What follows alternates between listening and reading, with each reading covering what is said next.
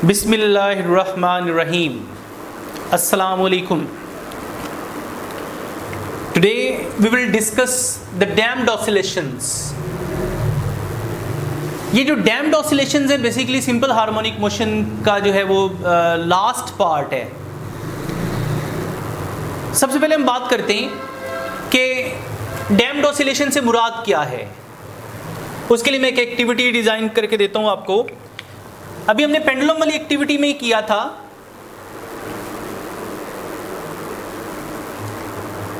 ये देखें, अगर मैं इसको यहां से यूं लीव करता हूं, यहां से इसको लीव करता हूं, तो क्या ये उस जगह पे वापस आया? नहीं। दोबारा देख लें, मैंने इसको यहां से पकड़ा, यहां तक इसे मैं लीव करने लगा हूं, ये मेरे उस हाथ तक वापस नहीं आया है। इसका मतलब ये हुआ कि ये जो ऑसिलेशंस हैं इनमें आहिस्ता आहिस्ता कमी आ जाती है। तो ये जो रिडक्शन है ऑसिलेशंस में होने वाली, इसे बोलते हैं डैम्पिंग। क्या बोलते हैं? डैम्पिंग। और ये जो ऑसिलेशंस हम डिस्कस कर रहे हैं ये सारे के सारे डैम्प्ड ऑसिलेशंस हैं। क्यों? Oscillations of a system in the presence of some resistive forces. Oscillation of a system in the presence of some resistive forces are always damped oscillations. क्यों भला? कि देखें इधर आप, अगर हम इसको यहां पे देखते हैं, इस पे कौन कौन सी फोर्सेस अमल कर रही हैं, इसके लिए मैं छोटा सा एक आइडिया देता हूं इसमें कि अगर मैं इसको यहां से ऊपर लेके जाता हूं तो ये नीचे की तरफ जा रहा है। इसका मतलब इसके ऊपर ग्रेविटी जबरदस्त तरीके से अमल कर रही है, क्योंकि इसका वेट कहां पे है? नीचे को है। अगर इसके ऊपर ग्रेविटी अमल ना करती तो जहां से मैंने इसको छोड़ा था ये वैसे ही रह जाता। ठीक है। दूसरा, अगर आप अपने हाथ को इस तरह करें तो आपको आगे से हवा की रेजिस्टेंस का सामना भी होगा। आपको फील होगी कि हवा जबरदस्त तरीके से आपके हाथ को रोक रही है। तो इसमें जो है, जब ये जा रहा है तो इसका मतलब है कि इसमें एयर फ्रिक्शन भी है और ग्रेविटी भी है। एयर फ्रिक्शन भी है और ग्रेविटी भी है। These two are the forces which hinders its motion, which resist its motion. यानी इसकी मोशन को रोकने के लिए वो अपना काम कर रही हैं। तो इन्हें बोलेंगे रेजिस्टिव फोर्सेस। क्या बोलते हैं? Resistive forces. तो oscillations in the presence of some resistive forces are always damped oscillations. ये इसकी डेफिनेशन है। यानी oscillations in the presence of some resistive forces are always damped oscillations। अभी हमने जो इसकी एक एग्जांपल डिस्कस की उसमें रेजिस्टिव फोर्सेस हमने दो डिस्कस किए हैं। एक है एयर फ्रिक्शन और second one is the gravity. अब देखें, जो मैंने थोड़ी देर पहले इसको एम्पलीट्यूड दिया था ना, वो इतना था ये, लेकिन जब ये नेक्स्ट वाइब्रेशन स्टार्ट करेगी तो इसके एम्पलीट्यूड में ऐसा ऐसा क्या आती रहेगी? कमी, और बिलाखिर ये जीरो लाइन को अप्रोच कर लेगा। तो देखें, ये जो फासला है ना यहां से लेके, ये इसकी मीन पोजीशन O कहलाएगी, ये इसकी एक्सट्रीम पोजीशन A कहलाएगी। तो ये जो डिस्टेंस है ना, इसे कहेंगे इसका एम्पलीट्यूड। देखें, इसमें और कम हो गया, इसमें और कम हो गया। तो ये जो ग्रेजुअल रिडक्शन है इसके एम्पलीट्यूड में, इसको बोलते हैं डैम्पिंग। क्या बोलते हैं? डैम्पिंग। और इस वजह से इन ऑसिलेशंस को नाम हम क्या देते हैं? Damped oscillations. क्या नाम देते हैं इन्हें हम? Damped oscillations. ओके। अच्छा, अब कॉजेज हमने इसकी डिस्कस कर ली। अब थोड़ा सा एक कंपैरिजन की तरफ आते हैं कि अगर आपके पास आइडियल सिस्टम हो और दूसरा प्रैक्टिकल सिस्टम हो तो उसमें ऑसिलेशंस कैसे होते हैं।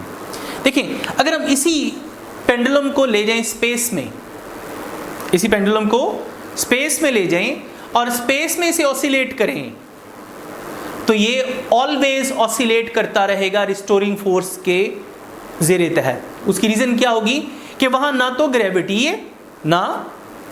है, ना फ्रिक्शन है। दोनों फोर्सेस वहाँ पे एब्सेंट हैं, जिसकी वजह से इसमें मतलब हमेशा के लिए क्या हो जाएगा? ये मूव करता रहेगा। ओके, तो वो हो जाएगा सिस्टम आइडियल सिस्टम। उसे हम क्या नाम देंगे? ideal system. So in an ideal system it will continue to oscillate forever under the action of the restoring force. लेकिन प्रैक्टिकली अगर हम इस जमीन की बात करें तो we can't remove gravity here. हम ग्रेविटी रिमूव नहीं कर सकते. We can't remove air here, यहाँ से हम हवा को मूव नहीं कर सकते, एयर फ्रिक्शन को रिमूव नहीं कर सकते. इसका मतलब है कि इसमें डैम्पिंग कंफर्म है. ओके अच्छा, अब प्रैक्टिकली हम ये सिस्टम कहाँ पे इस्तेमाल करते हैं उस चीज़ की तरफ आते हैं. प्रैक्टिकली इसका जो निज़ाम है उसे बोलते हैं शॉक एब्जॉर्बर. क्या बोलते हैं? Shock absorber. अगर आप ये देखना चाह रहे हैं तो मैं आपको ये लाके भी दिखाता हूँ, एक दफ़ा पॉज करें इसे. ओके बच्चों, बात ये हो रही थी कि जो प्रैक्टिकली हम इस सिस्टम को कहाँ देखते हैं. ये जो मेरे हाथ में जो ये इंस्ट्रूमेंट है इसे बोलते हैं शॉक एब्जॉर्बर. क्या नाम देते हैं इसको? Shock absorber.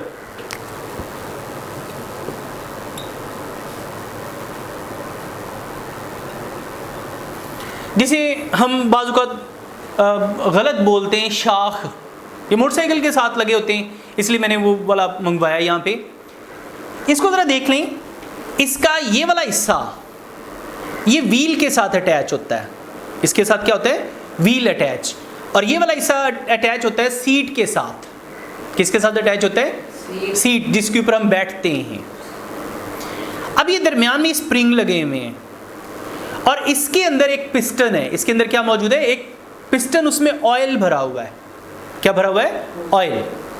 क्या होता है कि जब ये व्हील किसी बम्पी रोड पे चल रहा है, यानी जिसमें टूटी फूटी सड़क आप समझ लें, जब वो टूटी फूटी सड़क पे चलेगा तो नीचे से उसको झटके लगेंगे व्हील को, लेकिन ऊपर हम जहां बैठे हुए हैं वहां उतने झटके हमें फील नहीं होते. उसकी रीज़न है कि जब ये नीचे से झटका लगता है ना तो स्प्रिंग दबता है, उसके असर को वो डाउन करता है, उसके एम्पलीट्यूड को इतने से यहाँ पे आके इतने में कन्वर्ट कर देता है. नीचे उसका एम्पलीट्यूड इतना है, बम मीन जंप पे चल रहा है वो सिस्टम.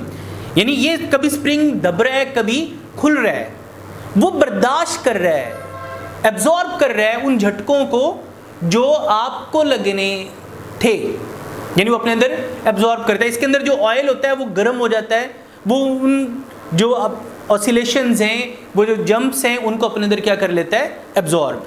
फिर जाके हम यहाँ पे जो सीट पे बैठे तो कंफर्टेबली मूव कर रहे होते हैं. अब फर्ज करें आपके मोटरसाइकिल के, अब गाड़ी के, आपकी बस के, ये जो शॉक एब्जॉर्बर इन सारी डिवाइसेस में, इन सारी मशीनों में शॉक एब्जॉर्बर मौजूद है. ये नहीं सिर्फ मोटरसाइकिल में है, ये छोटे साइज़ के मोटरसाइकिलों में यूज़ होते हैं, इससे बड़े साइज़ के गाड़ियों में इस्तेमाल होते हैं. शेप चेंज हो सकती है लेकिन बेसिक मैकेनिज्म इनका यही वाला है.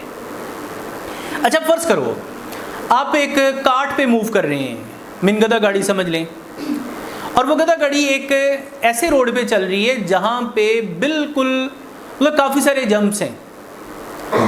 तो आप और गधा काफ़ी स्पीड से भाग रहा है, क्या फील होगा? आप कभी ऊपर नीचे आप खुद जंप कर रहे होंगे, ठीक है, तो आपको बहुत सारी चीज़ों के जो है वो मतलब आपको दर्द शुरू हो जाएगी पसलियों वगैरह में. इसलिए ये डिवाइस इस्तेमाल की जाती है shock absorber. They damp the oscillations. यानी शॉक एब्जॉर्बर्स क्या करते हैं? ऑसिलेशंस को डैम्प कर देते हैं, उनके जो झटकों को कम करते हैं ताकि इजीली हम सफ़र कर सकें. ओके तो लो जी बेटा जी, ये हो गया आज का हमारा लेक्चर. Thank you. अब जो हमारी तरफ से रिक्वेस्ट यही है कि इसको लर्न अच्छे तरीके से करें. फ़ी अमानिल्लाह. अल्लाह हाफ़िज़.